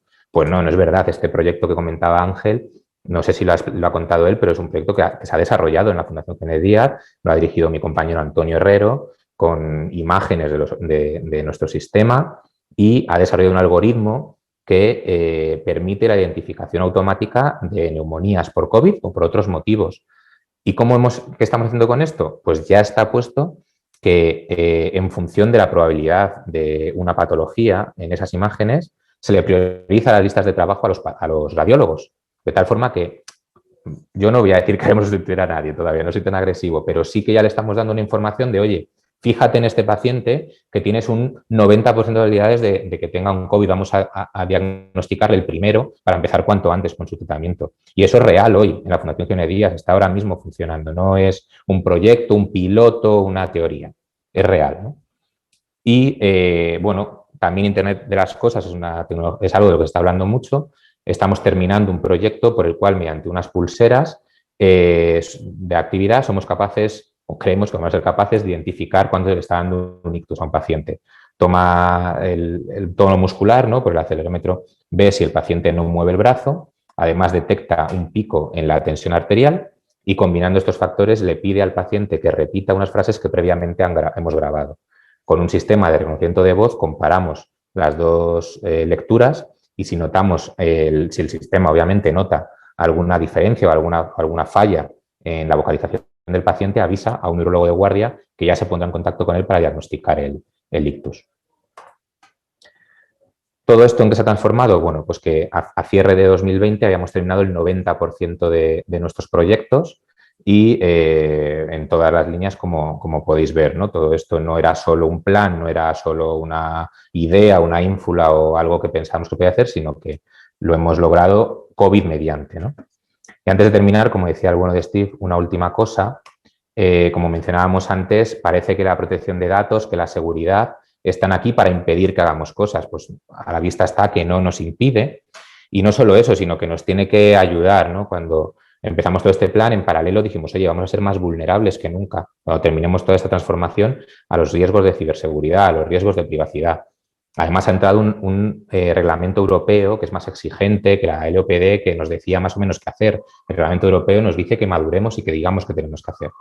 Nos pusimos manos a la obra y conseguimos una certificación el año pasado doble, tanto en la ISO 27001, que es el estándar internacional de seguridad de información, como el Esquema Nacional de Seguridad, que es el estándar del Centro Criptográfico Nacional, del CNI, que garantizan que todos los procesos por los que hemos pasado y hemos transformado son seguros. Esto lo que refleja, por un lado, es para nosotros tranquilidad de que lo que estamos haciendo, pues lo estamos haciendo con una calidad y una seguridad, y por otro lado, que como comentaba Ángel, la privacidad y la seguridad de información no impide que hagamos las cosas, sino lo contrario, ¿no? Y nada más, con esto termino. Muchas gracias. Muchísimas gracias, Alberto. Excelente también la presentación de cómo se traslada ese futuro al día a día. Yo creo que además pues nos ayuda a entender lo que Ángel decía en la estrategia a lo que es el funcionamiento diario de un centro. Yo, para empezar, sé que luego hay otras preguntas, sí quería hacer una pregunta a Ángel. Y tiene que ver con una reflexión, que es lo que se llama la paradoja de Henry Ford. Henry Ford, ya sabéis que es el que puso en marcha los coches. Y resulta que cuando empezó Henry Ford a hacer coches, si le hubiera preguntado a un paciente, a una persona que quería comprar un coche, le hubiera dicho que quería un caballo más rápido, no un coche, porque no sabía que existían los coches. Y años después Henry Ford decidió que todos los coches, que los que compraban coches podían elegir el color del coche siempre que el color del coche fuera negro, porque resulta que el negro era más fácil de hacer y entonces Henry Ford se cayó con todo el equipo porque tuvo que despedir a gente porque evidentemente no consiguió, hubo empresas que hacían coches de más colores, ¿no? Entonces la pregunta, Ángel, es, esto que nos habéis contado es extraordinario, muy bien planteado. ¿Cómo incluimos al paciente en este diseño? Porque claro, si ahora hablamos mucho de co-crear, de que ellos tienen que participar. Si Henry Ford les hubiera preguntado al principio, hubieran comprado más caballos. ¿Cómo unimos esta idea de que hay que contar con el paciente, pero también modulando un poco y haciéndole ver ventajas que a veces no tiene? Buena la pregunta y la reflexión sobre Henry Ford, porque daría para muchas respuestas. Pero bueno, en concreto, o sea, industrialización y excelencia no es incompatible. En el foro que estamos deberíamos tener claro eso, ¿no? Que a veces hemos vendido que la industrialización, lo ha comentado Alberto en su presentación de la Fundación Jiménez Díaz, que a veces vendíamos que la industrialización era como la alternativa a la personalización y al trato deshumanizado, ¿no? Cuando ha hablado de tecnología para humanizar y no deshumanizar, ¿no? O sea que, bueno, hecha esta reflexión, a ver, yo creo que hay dos aspectos. Uno, hay que arriesgar. O sea, esto de no, y ahora consultamos con el paciente y la patient journey, experiencia paciente y todo esto, yo pues, me encanta la terminología, pero creo que uno en gestión tiene que arriesgar, como Henry Ford. O sea, tiene que saber hacia dónde quiere llevar las cosas. No ni siquiera hacia dónde van a ir, porque la mejor forma de adivinar el futuro que compartimos a Alberto en algún otro foro es inventarlo. O sea, yo creo que eso es una gran tendencia. O sea, nosotros no le hemos preguntado al paciente si quería andar 900 pasos o alguna de las cosas que ha comentado Alberto de hospital de día de hospital de día oncológico, donde le hemos propuesto hacer una analítica a pie de cama con un analizador point of care en vez de mandar una muestra a un laboratorio. Yo creo que para eso está la gestión empresarial, para saber a dónde quiere llevar los movimientos y a dónde quiere ir. Dicho esto, muchas veces es importante en el cómo hacer las cosas contar con la ergonomía que puede querer, que puede necesitar o la expresión del paciente, pero no puedes esperar. Yo creo que hay muchos ejemplos, además del de Henry Ford, cualquiera de Amazon o de este tipo va en la misma línea. O sea, hace tiempo pues mucha gente decía, bueno, es que esto de comprar online, no. Donde esté un centro comercial para ir a pasear y ver las cosas, y es que hasta que no lo ves, no sabes. No, hasta los coches, ¿no, Alberto? Que comprar un coche por internet sí que hubiéramos pensado, hasta Henry Ford podía haber pensado que eso era imposible, que había que ver el motor y los cilindros y levantar el capó y todo eso para ver lo bueno que era el coche, ¿no? Y hoy pues no tiene ningún sentido. O sea, como conclusión a tu pregunta final, es verdad que es bueno contar con el paciente para valorar el uso de las cosas, pero una transformación empresarial tiene que arriesgar y adivinar el futuro o condicionarlo. Muy bien, muchísimas gracias. Yo, para no quitar yo más tiempo, le cedo la palabra a Naira para que os traslade a vosotros las preguntas que nos han llegado. Ya sé que estamos un poquito fuera de tiempo, pero nos vamos a dar unos minutos por el interés del webinar. Así que, Naira, cuando quieras. Estamos ya a 2 minutos. Gracias a los tres. La verdad es que cuando habláis parece que estamos hablando del 2050 y luego la realidad la tenemos delante. Yo, de hecho, más soy usuaria de Quirón Salud San José y acabo de pedir 2 citas a través del móvil a los doctores que me correspondían y es que es fácil, ágil y esto va a ir incrementándose. Así que muchas gracias y además tenemos muchas felicitaciones a través del chat. Pero os voy a trasladar una pregunta que nos hacían llegar para que nos contestéis, que es: en el proceso de transformación de la sanidad, ¿cómo nos debemos enfrentar a la gestión de los datos, manteniendo su correcto equilibrio de mejor servicio y privacidad? Alberto. Bueno, pues yo creo que al cierre de mi presentación mencionaba un poco, ¿no? Obviamente, la privacidad de la información y la seguridad de la información, y más a día de hoy, es un tema que tenemos que tener muy en cuenta, ¿no? Somos conscientes de todo el contexto que nos rodea, somos conscientes del nuevo reglamento de protección de datos, somos conscientes de que los usuarios cada vez se saben mejor sus derechos y no van a permitir que no cuidemos de su información como se merecen. Además, en el mismo contexto, pues estamos siendo testigos de ciberataques constantes, ¿no? a centros hospitalarios. Por desgracia, el contexto de la COVID no ha hecho sino potenciar, ¿no? estos ataques a hospitales y por tanto, cada día se vuelve más necesario, pues, lo que planteas, ¿no? Ese cuidado del dato a la vez que lo utilizamos para la asistencia sanitaria. Entonces, como os mencionaba al finalizar, es importante tener esto en mente, es importante conocer los estándares, es importante dejarse ayudar por gente que sabe de esto. En Quirón Salud hemos establecido tanto una oficina de ciberseguridad como una oficina de ley de protección de datos con abogados especialistas solo en privacidad de datos y revisar todos los procesos como hemos hecho nosotros. Cuando haces una certificación como la ISO 27001 o la Escuela Nacional de Seguridad, tú puedes elegir el alcance, puedes decir, no, que me revisen solo lo que sé que tengo controlado. Nosotros dijimos, no, queremos que nos reviséis todo el hospital y de verdad certificar que estamos haciendo bien las cosas, ¿no? Entonces, como conclusión, yo creo que se puede compaginar el abordar proyectos transformadores como estamos haciendo, siempre velando por la privacidad y la seguridad. Simplemente hay que intentar hacer bien las cosas. Yo os invito a que el jueves que viene, el 25, de 12 a 1, vamos a tener una sesión donde hablaremos sobre cómo las organizaciones están transformándose un poco, pues,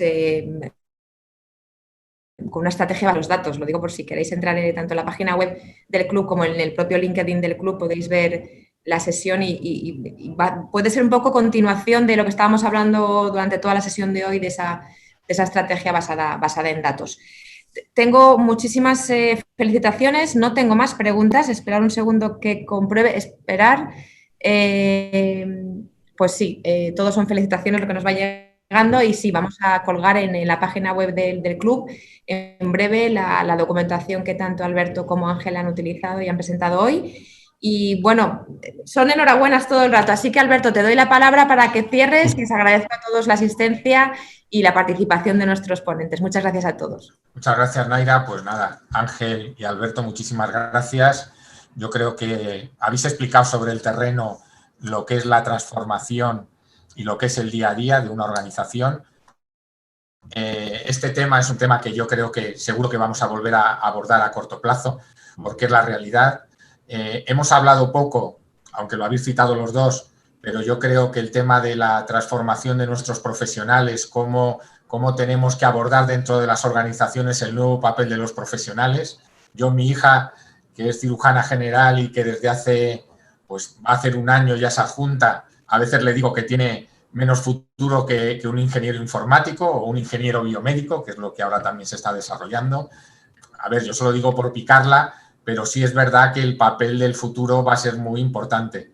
Y yo creo que uno de los próximos webinares seguramente tendremos que también que hablar sobre este papel del profesional, que Ángel lo comentaba, ¿no? Que evidentemente va a cambiar, no hacer tareas repetitivas. Yo recuerdo siempre, cuando yo ingresé en el InSalud, que era la casa madre en principios de los 90, las áreas administrativas tenían como 15 o 20 personas que tenían una máquina y papel carbón.